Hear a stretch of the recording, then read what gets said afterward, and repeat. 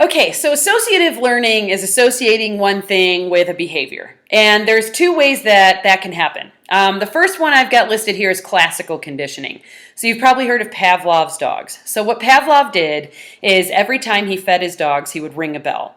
And what he found was that if he rang the bell after he did that a bunch of times, the dogs would just start drooling because they thought food was coming, right? So they associated something completely arbitrary with a behavior, right? With drooling. So in nature, if a bell rings, it's not like everybody drools, right? But they were like, oh, when the bell rings, I get food, right? So I'm going to actually put a little video in here in a second, and that shows how I clicker train my dogs. So what I did is when they did a good behavior, I clicked and gave them a treat, and now I don't even need to give them a treat anymore. I just click, and they're like, oh, that clicking is good. I'm doing something good, right? So they've associated it with something positive. Operant conditioning is going to be more trial and error.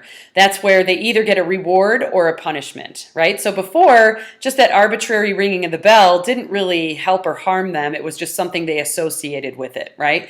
I always give the example of I was watching a super scary movie once and somebody called me and I seriously almost jumped out of the couch because I was just so freaked out. And then for like the next couple days when the phone rang, just because I was watching that scary movie and I associated it with that, I would totally flip out and, jump, right? And my friends are like, what is wrong with you? I was like, I've been classically conditioned. So operant conditioning is going to be where you get some sort of reward or punishment. So also what you'll see in my little video is I can also get a dog to sit, stay, do all of those things by just giving them a treat, right? And that's going to be a positive reward that they get. Or if they bite someone, you might give them a smack or you might yell at them, and that's going to be negative reinforcement. I wouldn't endorse smacking, but you know what I mean. So that's going to help them either repeat or avoid the behavior. Earlier, I talked about a little kid, and if you tell them that don't touch the stove, it's hot, and they go up and touch it, they are doing operant conditioning where they're testing it for themselves. They get burned. That's a negative response. They're probably not going to touch it again. And that's definitely how we kind of have evolved to be successful, is we've done a lot of operant conditioning, right?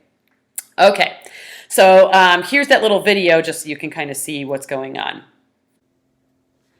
Okay, so I've got my dog Maggie here, and what we're going to do is we're actually going to show you the difference between classical conditioning and operant conditioning.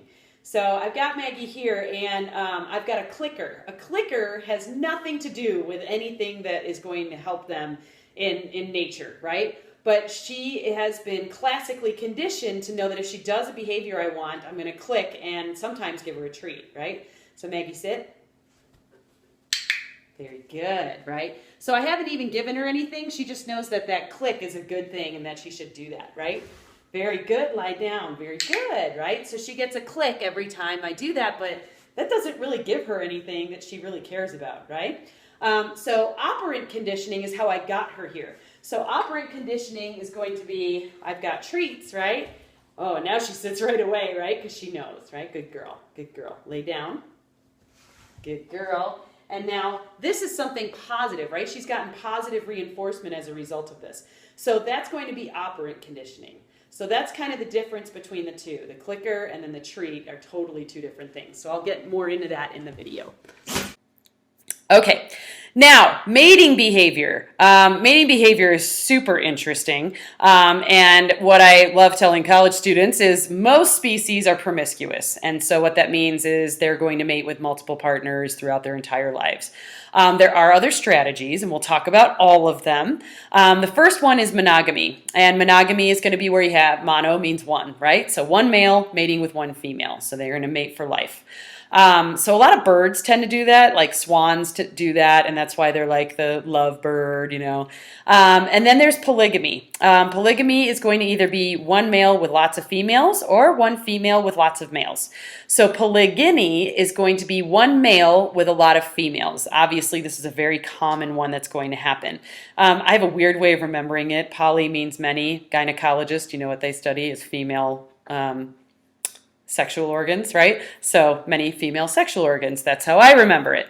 Polyandry is going to be the opposite, where you have one female mating with numerous males. So that's the two different sides of that you can have. Now, a lot of people say, well, what are humans? And that depends on who you talk to, right? I mean, there's definitely a lot of monogamy going on, but there's also a lot of both polygyny and polyandry going on. So who knows, right?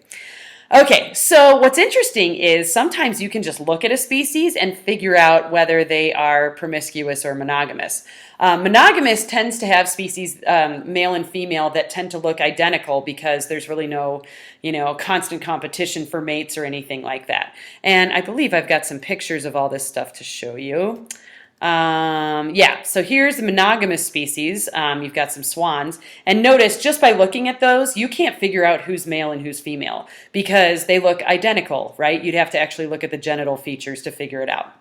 But then if you have polygyny, so this is one male with a lot of females, you can see the males are very showy and the females are kind of meh, right? Then polyandry, this is one female mating with a bunch of males. Here the female is showy and the male is not, right? So that's going to be some differences there. And so dimorphism is going to be where you have one sex that's showier than the other. And I believe I have, whoops, I just clicked on that for no real reason. Here's another polyandrous species, right? So you've got, one female, which is the showier, bigger one, and then the male on the other one. So that's going to be how you can tell just by looking at species the differences between them.